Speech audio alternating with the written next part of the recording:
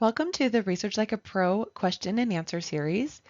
Today, Diana Elder will be discussing AI and source analysis. This is an excerpt from the July 2024 office hours for those in the Research Like a Pro classes.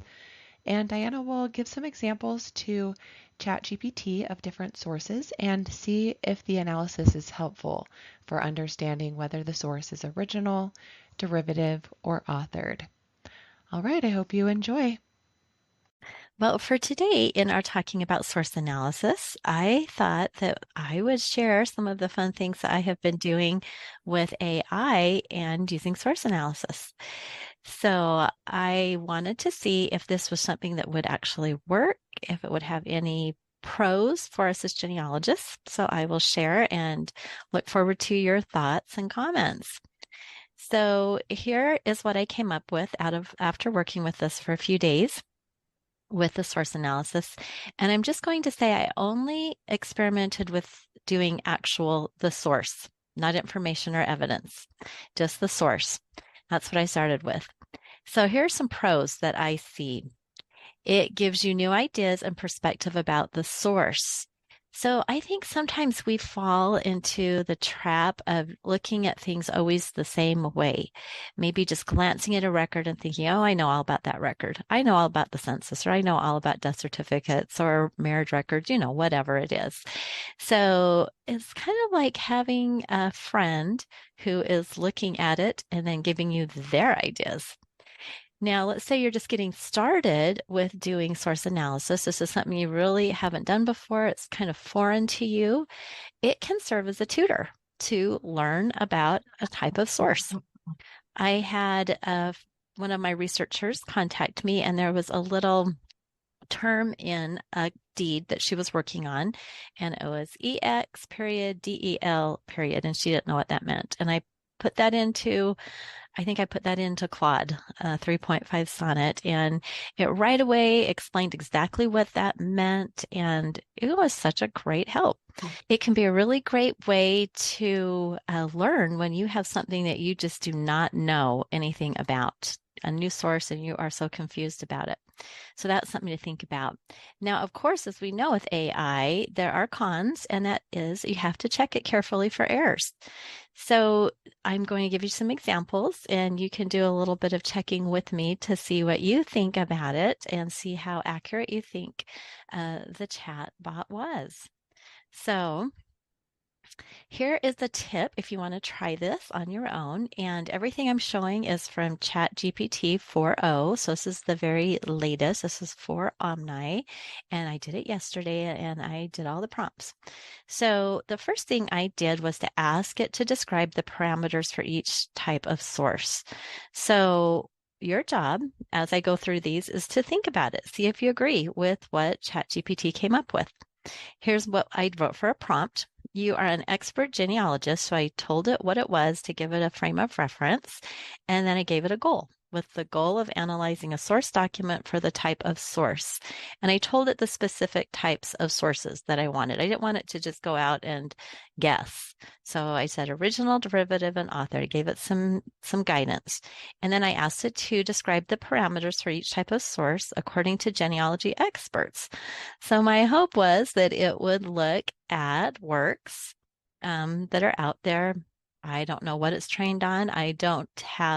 Didn't get any sources for it, but there's been enough written about genealogy sources in this type that I figured it would be able to go find something, in its whatever it uses. So this was the response. Certainly, genealogy experts categorize sources into three main types, original, derivative, and authored, which is exactly right. Each type has specific characteristics and parameters. Here's a detailed description of each. So then it gave me a definition of original sources, that they are firsthand contemporary records created at or near the time and event with someone with direct knowledge. And I thought that was a pretty good statement there. And then here were the same parameters, the proximity and time, close to the time the event occurred, direct knowledge, the creator had direct knowledge or witnessed the event, an altered state, hasn't been modified or transcribed by others, and it gave some examples, birth certificates, marriage licenses, original land deeds, diaries, and letters. So I didn't have a problem with that. I thought that for original sources, that was a pretty good definition for that. And then let's see what it says about derivative sources. So records that are transcriptions, translations, abstractions, or reproductions of original sources. That was all good. And I like the way it explained this, that a derivative is removed from the original, created by copying or reproducing an original source. And I like that it pulled out the potential for error, susceptible to transcription errors, misinterpretations, or alterations. And I thought that this was interesting. A medium change involves a change in medium, microfilm copies, digital images, and typed transcripts. So I didn't necessarily agree with digital images or microfilm copies because we tend to say that if it's an image copy, that is still original, not derivative. So this let me know that maybe I should watch out for that.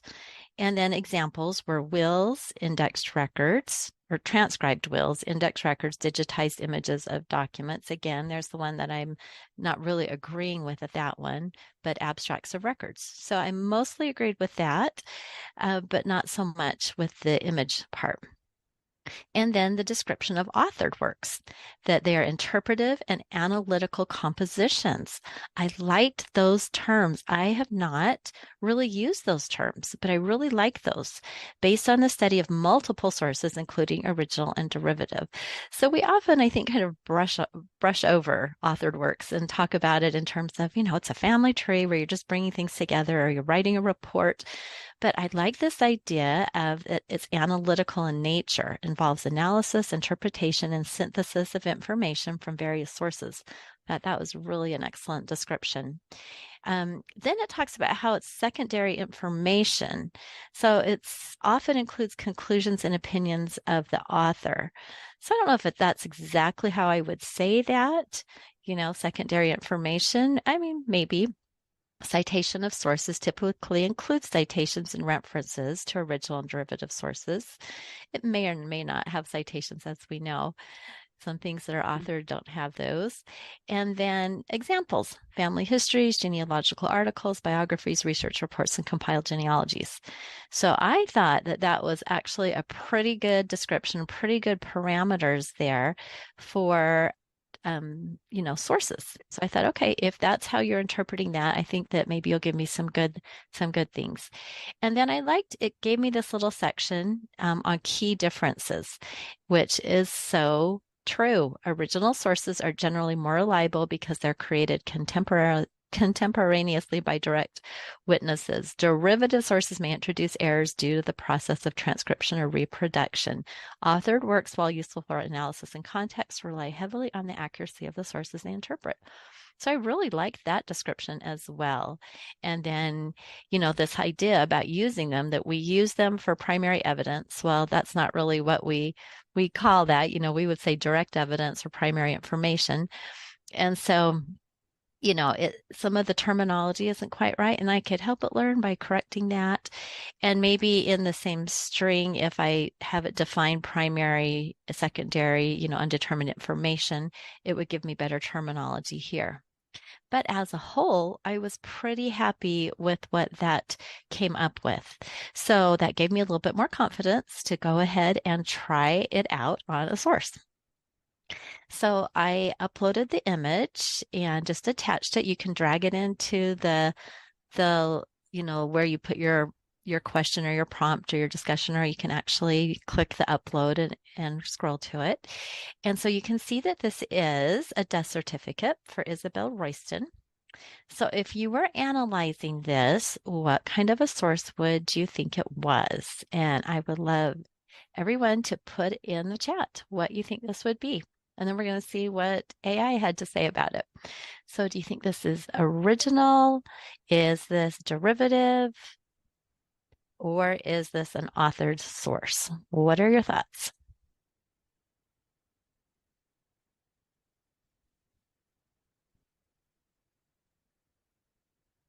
You can see there's a lot of stuff going on here. And this was one that I believe my dad would have ordered because I wasn't doing research in 1971. So either my mom or dad must have ordered it. and we can see that it's got this information. Some of it's typed, some of it is handwritten. Looks like we have a signature here. We have signatures down here that this is a true and correct copy of an original certificate. So all sorts of interesting things to think about in this one. So if you were looking at this and you're just starting your source analysis and you're a little bit confused about it, you could throw this into AI and get its opinion. Now, I do want to say that one of the things we have to be careful of is relying on what it gives us. It's always best to have our own understanding and then compare, but it can help us get started on perhaps our thinking about it. So here's what ChatGPT had to say about it.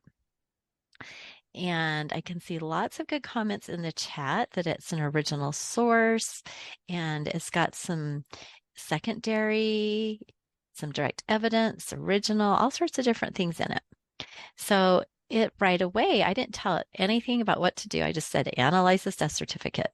And so it told me, first of all, what it was. It looked at it, gave me a decent little description here, and it called it a derivative source overall, which I thought was interesting. We'll keep looking at this. And it divided in two parts. It said the first part was an original certificate information, and it's an original source. And then talking about how it was recorded at the time of her death in 1942, which is right, making it a contemporary record. The details were provided with individuals with direct knowledge of the death. Now, it doesn't know who these people are.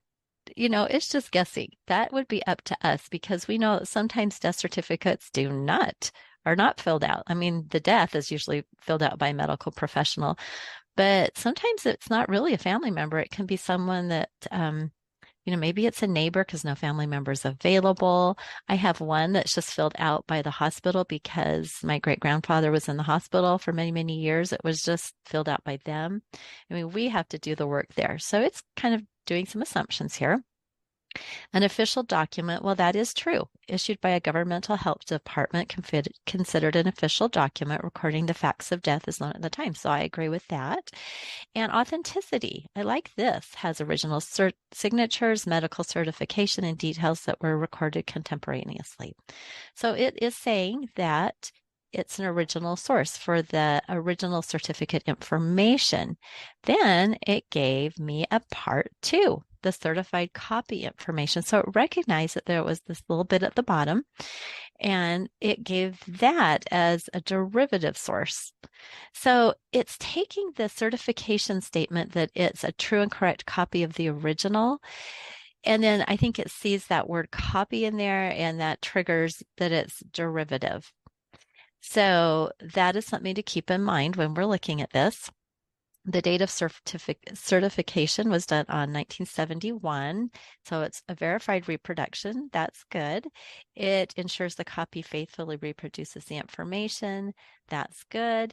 And then as a copy, there's always a minor risk of copying errors, but official certifications minimize this risk. All right, so we could take that and we could look at that and kind of pick out the parts we agree with. And we could say, well, it doesn't really make it a derivative source. All that certification statement is saying that verifying that it is a true and correct copy of the original. So I'm going to go back to the picture. Now, if this were all typed out and there were no signatures whatsoever, then I would change that to be derivative because it would have been obviously just typed out. Somebody would have typed it out. And we see that a lot. But where we have several different signatures by lots of different people, it looks like they have made a photocopy of this and then they have just given their little saying, yes, this is a true copy. All right, so it does give us a final conclusion and it divides it into two parts, the original certificate information saying it's original, and then the certified copy. This part is a derivative source. Well, it's not really a derivative source. That second part is just certification of the original. So I think this is just very interesting and I think it's got a lot of good ideas in this. But hopefully you see how it's really important to know what you're looking at and to really think about what you are seeing. All right, now let's go back to it. And I didn't ask AI about this, but I'll let everybody chime in on it. We are looking at this as a source, but what about the type of information? And remember, information comes in primary information given by firsthand people with firsthand knowledge, secondary information given by those who were told, or undetermined. So let's just look at the birth information and let's blow it up a little bit for you to see. So first of all, we have to see who the informant is, and we have Mrs. G.C. Huntley. I happen to know that's the daughter of Isabel. So she would have provided the birthday. You can see she doesn't know really exactly where in Missouri. She knows maiden name and she knows birthplace. So what do you think about Isabel's actual birth information? We've got some thoughts here. Yes, because actually Isabel only was told about her birthday from her parents. She was not cognizant at birth. And so she would have passed on her birthday to her children. And so that part is secondary. But this part over here that is filled out, the medical certification was filled out when she died. Let's see, what day did she die on? Length of stay, she was in the county for 21 days. Okay, date of death, I'm just looking right at it. So she died on May 8th, 1942, and the physician saw her on the day before she died. And what is the date? And he filled it out on May 9th. So the day after she died, he filled out the information. So very close to that. So this would be primary. And I see lots of ideas on that in the chat. And so a death certificate is always such a good one to look at when we're looking at information because of that whole idea of different pieces that we're seeing. All right, now let's look at one more example. And this one I put in just telling AI to analyze a census record. I didn't really explain anything about what a census record was. I just said, this is what I put. Analyze this for source type.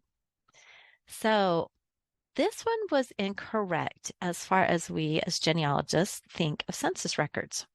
What do you see here that you would say is incorrect?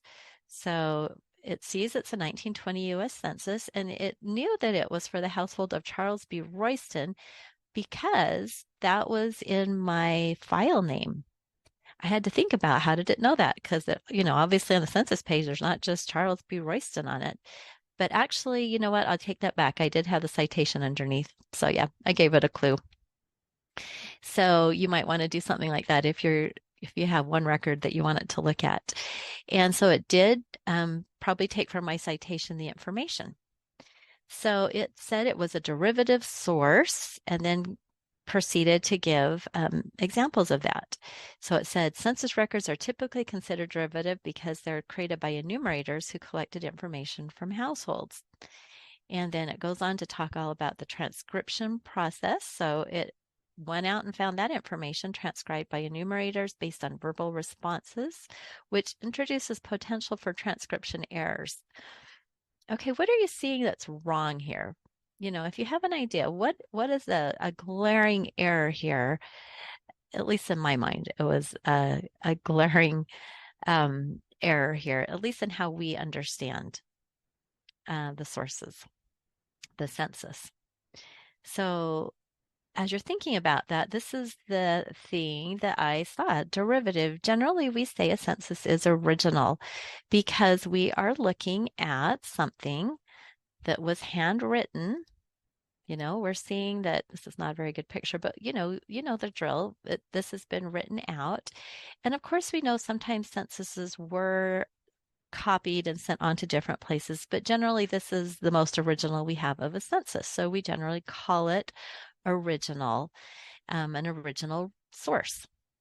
Now, an example of a derivative source for a census is where someone in a book has literally just gone through and just typed it all out, or the indexes.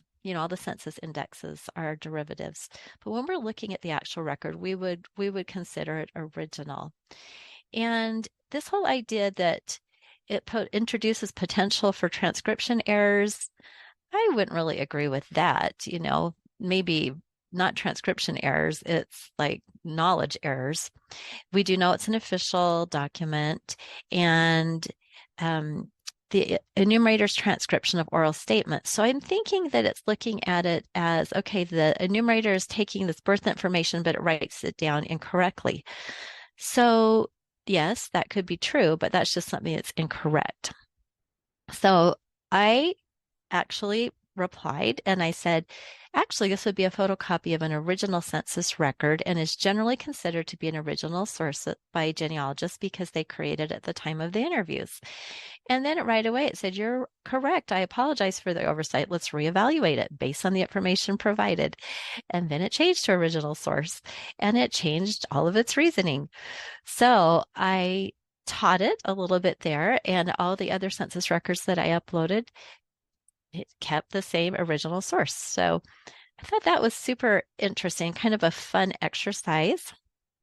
So let's now go back to that kind of unclear copy and think about it in terms of information. So information would be primary information. First of all, what primary information is in a census? What can we take out of this? Because this is another one with a mix of all sorts of different types of information. So is there anything primary in a census? Okay.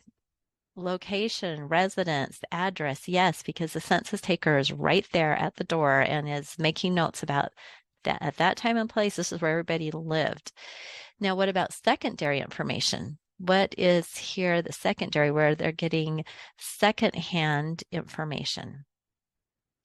This is a tricky one because for a secondhand information, secondary information, we have to know the informant. Do we know the informant for most of these censuses? We don't. So usually we just typically say the information is undetermined because we don't know who gave the all of the dates and places where people were born. Could it be the neighbor, the maid, the boarder, the wife, the husband? So typically we do say undetermined for all this information because we just don't know who the informant is. Now, we do have direct evidence. So we're not going to go much into evidence, but evidence is just the answer to the question. And a census asks a question and somebody gave the answer. It may be right, it may be wrong, but it is directly answering a question. So I am going to continue exploring with AI to see what it will say about information and evidence for these different types of records. And I see in the chat it'd be interesting to try this and see if it gives me original or derivative. Did it remember? Yeah, super interesting to try that. So here's some final thoughts on using AI for the source analysis, that we actually really need to have our own understanding. It's not necessarily going to teach us. It can give us ideas, but if we don't have an understanding of it, we could just say, oh, you're right. It is a derivative census. Or a derivative source for that census. So it's good for us to think about it really deeply, but then we can try it out and see what it says, see if we agree, see if it gives us new ideas and thoughts. We can correct it and it can learn from our corrections, at least in that current chat. And I think it really can help us think more deeply about the source. I showed a couple of sources that were really usual, death certificates and census, but let's say you come up with something that's a really unusual source, something you have not worked with before. Maybe you've got something that's like a court record and it's a deed that's just confusing and you don't understand what's happening. You can ask AI to help you understand that. And that can help you to better classify it because you're thinking more deeply, you're learning more about it. And then if you agree with what it says, it gives us that nice text. And I did take the things I agreed with and I copied and pasted them into my research log in my timeline because I thought, well, I really like the way it wrote that out. I'm going to use that. So it can give us some things to actually save us some time from writing it out. So those are just some thoughts that I have on that. And I'm sure as AI gets better and as we get better with using it, we will learn more. But I thought it would be fun to do some source analysis with the help of ChatGPT.